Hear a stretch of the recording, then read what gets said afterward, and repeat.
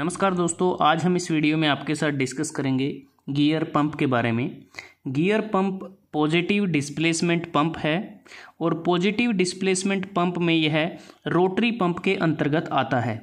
Gear pump की अगर हम बात करें, इसका प्रयोग क्यों करते हैं? इसका प्रयोग हम करते हैं जब हमें विस्कस फ्लूइड को पंप करना होता है, विस्कस फ्लूइड जैसे लुब्रिकेटिंग ऑयल या केमिकल इत्यादि। गियर पंप अगर बात करें मुख्यतः दो प्रकार के होते हैं, एक्सटर्नल गियर पंप और इंटरनल गियर पंप। तो इस वीडियो में हम आपके साथ डिस्कस करेंगे एक्सटर्नल गियर पंप के बारे में।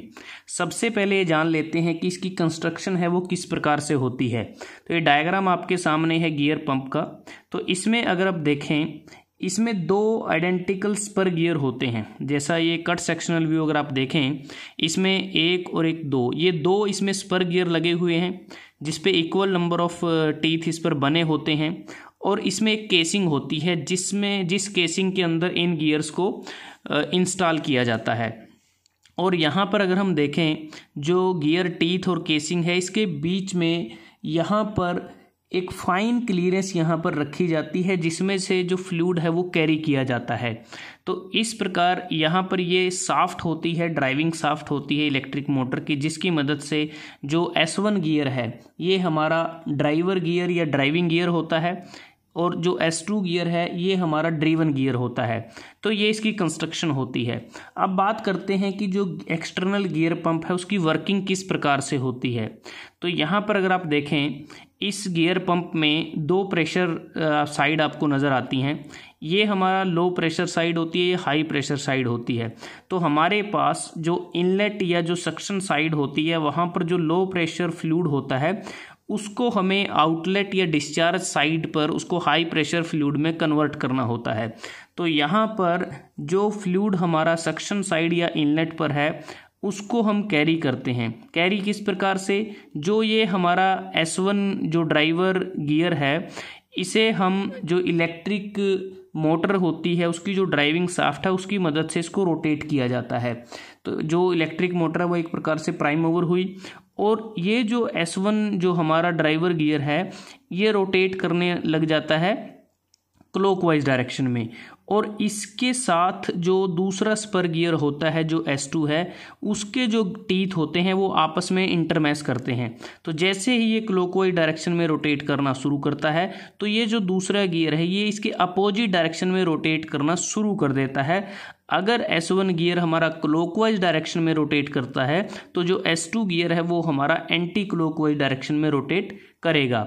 तो जैसे ही ये दोनों गियर रोटेट करना शुरू कर देते हैं तो उसी प्रकार से क्या होगा कि जो लिक्विड है या जो फ्लूइड है वो इन टीथ्स का जो स्पेस है, दो टीथ के बीच में जो स्पेस है यहाँ पर कैरी किया जाएगा और वो इधर इस प्रकार से केसिंग के बीच में जो स्पेस है, टीथ के बीच में स्पेस है, यहाँ से कैरी करता हुआ वो डिस्चार्ज साइड में चला जाएगा। उसी प्रकार से ये जो नीचे वाला जो स्पर गियर है इसमें भी जो टीथ और केसिंग के बीच का स्पेस है, यहाँ पर जो फ्लूइड है वो कैरी करता हुआ हमारा डिस्चार्ज लाइन में ट्रांसफ़र हो जाएगा। तो इस प्रकार हम गियर पंप की मदद से जो हमारा लो प्रेशर फ्लूइड है उसे हम आउटलेट पर हाई प्रेशर फ्लूइड के रूप में उसको ट्रांसफ़र कर देते हैं। अब बात आती है कि ये जो गियर पंप होता है, अगर हम बात करें, वैसे तो ये हाई प्रेशर के लिए ही बना होता है और ये जो प्रेशर तकरीबन एटमॉस्फेरिक प्रेशर से 100 टाइम्स होता है। लेकिन इतना ज़्यादा जो प्रेशर है उसको हम जनरेट नहीं करते, क्योंकि अगर ज़्यादा प्रेशर की अगर हम बात करेंगे तो उस केस में इंटरनल लीकेज होने की संभावना रहती है। अब बात आती है कि जो स्पर गियर हम यूज़ करते हैं इन पे जो नंबर ऑफ टीथ हैं वो कितने या किस प्रकार से होने चाहिए। अगर इन स्पर गियर के ऊपर लार्ज नंबर ऑफ टीथ बने हुए हैं तो उस केस में क्या होता है, जो डिस्चार्ज होता है हमारा वो कंटिन्यूस रहता है।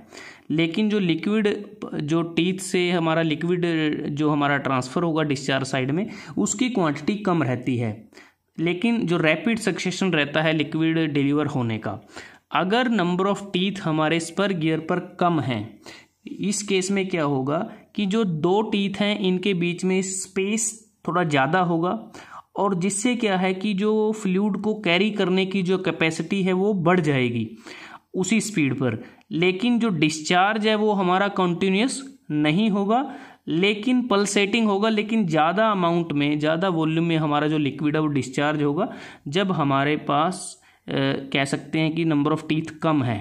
तो इस प्रकार से तो हमने बात की है कि जो गियर पंप है इसको हम यूज़ करते हैं विस्कस फ्लूइड जैसे लुब्रिकेटिंग ऑयल या केमिकल को कैरी करने के लिए एक प्लेस से दूसरे प्लेस पर।